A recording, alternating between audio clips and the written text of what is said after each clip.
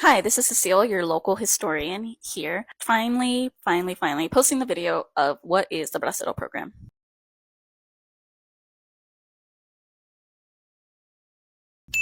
The Bracero program was a program that started in 1942 to 1964. Originally, it was actually called the Emergency Farm Labor Program. This program was proposed by the United States in relationship to Mexico recruiting Mexican citizens, specifically the men, to work in the United States, as the United States men were off in war in World War II. And although World War II had started in 1939, this immediately caused labor shortages, basically resulting in the United States to have a need for men to work, hence the program starting in 1942 of the Bracero program. Why did this program exist? Why did it even come to existence? In 1939, World War II had happened. The United States had to send all their men overseas and to fight a great war. So, in summary, this was due to the shortage of men because of them being at World War II. It only was a solution for the wartime, but as we see, that it had lasted for about 22 years. And the majority of the workers were sent to California, Arizona, and Texas.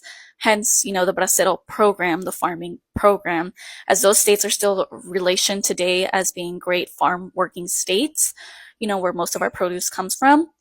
But it was actually a total of 30 states had took part of this initiative, and it had allowed for the United States to flourish or at least be stable during that time of the Great War. As I was saying earlier, the Bracero program, as we refer to it now, was originally called the Emergency Farm Labor Program. The program has started from 1942 to 1964, as the United States government had established a relationship with Mexico. Specifically, the government of the United States and Mexico had established a series of agreements that provided American agricultural producers and a little railroad sector with a consistent influx of Mexican labor. In other words, the United States had basically a lot of bosses from agriculture or farming, and railroad businesses had posted a solicitud or a job opening, help wanted, and they had offered those job positions to Mexican workers, the Mexican workforce. Specifically, the men were needed. Over those 22 years, about 4.5 million Mexican citizens had migrated to the United States under contract, as they had to apply for this Bracero program, permission, kind of like a permission slip, like a visa. About 2 million of them were braceros in the agricultural business. This is why so many Mexican individuals, legal, undocumented, and contracted, are in field work today, are in field farm work in those three main states of California, Arizona, and Texas, because this can be linked back to the Emergency Farm Worker Program, or better known yet as the Bracero program. So how did people hear about this opportunity? Back then, the internet did not exist. Social media didn't exist. Live television, but not everybody could afford a television, all sorts of things, right? So word about this opportunity came from the propaganda the United States had provided to Mexico, specifically the radio, government ads, and flyers, and on the newspaper. But especially, most importantly, since Mexico is a collectivist state, it was through word of mouth.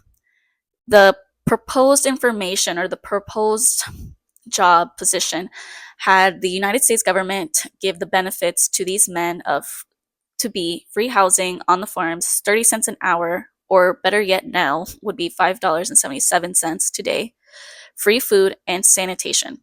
The program was only a temporary work permit, and it was not a pathway to citizenship. The permit had two options: to be farm picking season or by a whole year. So why was this opportunity so interesting and like eye attention, and so many people had hopped on it? Well, Mexico unfortunately has a lot of poverty. All Mexican states had participated in the program. Most workers that were recruited from agriculturally rich states were the ones that had the majority workers, like Guanajuato, Michoacán, Jalisco, Zacatecas, y Chihuahua. So how did the program end? Although the program was only meant to be a temporary solution for as long as the war had lasted, it actually lasted about 22 years.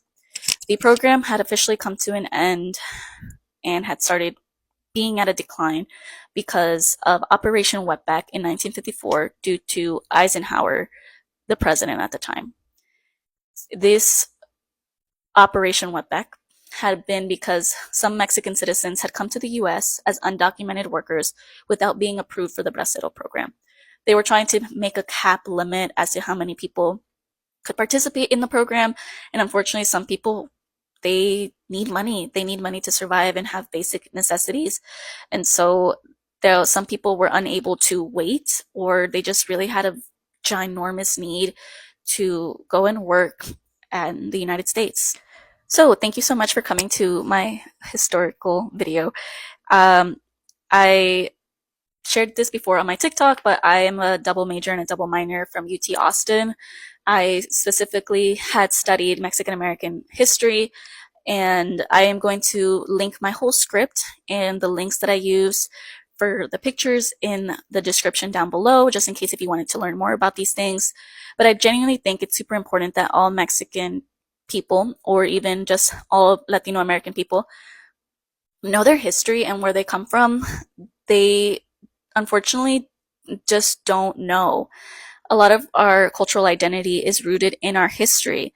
But unfortunately, K through 12 doesn't teach us those things due to the fact that there's already so much that they teach us in K through 12, so I don't know how they would fit it in. But I hope this really helps you reconnect with your roots, your history, ancestors, and maybe even your friends and neighbors. So thank you.